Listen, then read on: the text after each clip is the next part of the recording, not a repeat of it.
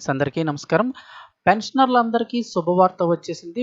అదనపు పెన్షన్ అయితే కనుక ఇస్తాము. పెన్షన్ భారీగా పెంచుతూ అదనపు పెన్షన్ ఇస్తామంటున్నారు. కనీసం 10 ఏళ్లు దాటిన ఉద్యోగులందరికీ కూడా 10 ఏళ్లు సర్వీస్ దాటిన ఉద్యోగులందరికీ ఇప్పుడు అదనపు పెన్షన్ అయితే ఇస్తామంటున్నారు.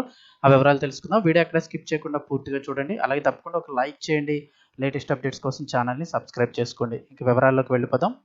రిటైర్డ్ ఉద్యోగులందరికీ కూడా అదనపు పెన్షన్ అయితే ఇస్తామంటూ కేంద్ర ఆర్థిక శాఖ ప్రకటన చేసింది. వివరాలు చూస్తే కనుక 10 ఏళ్ల కనీస సర్వీసును పూర్తి చేసుకుని 2025 మార్చి 31వ తేదీకి ముందు ఎవరైనా కూడా, అంటే ఈ సంవత్సరం మార్చి 31 కంటే ముందు ఎవరైతే రిటైర్ అయిపోయారో వారిలో 10 ఏళ్లు కనీస సర్వీస్ పూర్తి చేసుకుని ఉన్న వాళ్ళకి ప్రభుత్వ నేషనల్ పెన్షన్ స్కీమ్ ఎన్పిఎస్ సబ్స్క్రైబర్లు లేక వారి జీవిత భాగస్వాములు ఎవరైతే ఉంటారో వారందరికీ కూడా యూనిఫైడ్ పెన్షన్ స్కీమ్ యూపీఎస్ కింద ఇప్పుడు అదనపు ప్రయోజనాలు అయితే పొందనున్నారు.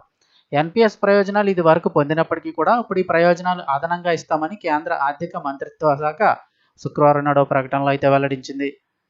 సో అయితే మీరు చేయాల్సిన పని ఒకటి ఉంది. దానికి జూన్ 30వ తేదీ అంటే ఈ నెలాఖరు వరకు కూడా గడువు విధించింది. వివరాలు చూస్తే ఈ పథకం కింద యూపీఎస్ను కోరుకున్న రిటైర్డ్ ఉద్యోగులు తాము చివరిసారి తీసుకున్న జీతంలో 10వ వంతును పూర్తి చేసుకున్న సర్వీస్కు కరువు బత్యాన్ని కలుపుకొని మొత్తంగా ఒకేసారి రిటైర్మెంట్ బెనిఫిట్స్ని పొందుతారు. ఒకసారి జాగ్రత్తగా గమనించండి. ఎవరైతే రిటైర్మెంట్ అవుతూ ఉన్నారో వారి లాస్ట్ టైం తీసుకున్న జీతంలో 10%, అంటే మీకు ₹1,00,000 అయితే అందులో 10వ వంతును ఆ పూర్తి చేసుకున్న సర్వీస్కు కరువు బత్యాన్ని కలుపుకొని మొత్తంగా ఒకేసారి రిటైర్మెంట్ బెనిఫిట్స్ని పొందుతారని చెప్తున్నారు. అది మీరు కౌంట్ చేసుకోండి. మీరు తీసుకున్న జీతం ఎంత, అందులో 10% ప్లస్ మీరు చేసుకున్న సర్వీసు డిఏ అన్నీ కలిపిస్తారట. ఇక రిటైర్డ్ ఉద్యోగులకు సాధారణ వడ్డీతో బకాయిలు చెల్లించనున్నట్లు ప్రకటన తెలిపింది. అంటే మీకు ఎప్పుడైతే బకాయిలు ఉండిపోయినాయి, డిఎల్ బకాయిలు ఉండిపోయినాయి కదా, ఇవన్నీ కూడా సాధారణ వడ్డీతో ఇస్తారు. వీటిని పొందడానికి దరఖాస్తు చేసుకోవడానికి 2025 జూన్ 30వ తేదీ వరకు లాస్ట్ తేదీ కింద పేర్కొంది.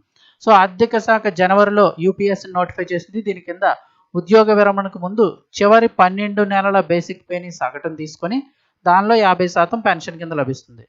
అంటే లాస్ట్ మీరు రిటైర్ అయ్యే టైంలో ఎంత శాలరీ తీసుకున్నారో బేసిక్ పే ఎంత ఉందో అవి అన్నీ కలుపుకొని కాకుండా బేసిక్ పే ఎంత ఉందో చూసి దాంట్లో 50% పింఛన్ కింద ఇస్తారు. నేషనల్ పెన్షన్ సిస్టమ్ పరిధిలోకి వచ్చే కేంద్ర ప్రభుత్వ ఉద్యోగులకు వారు కోరుకుంటేనే యూపీఎస్ వర్తిస్తుంది. సో గమనించండి. ఒకవేళ డౌట్ ఉంటే ఈ వీడియో మరొకసారి చూసి కౌంటింగ్ అయితే చేసుకోండి.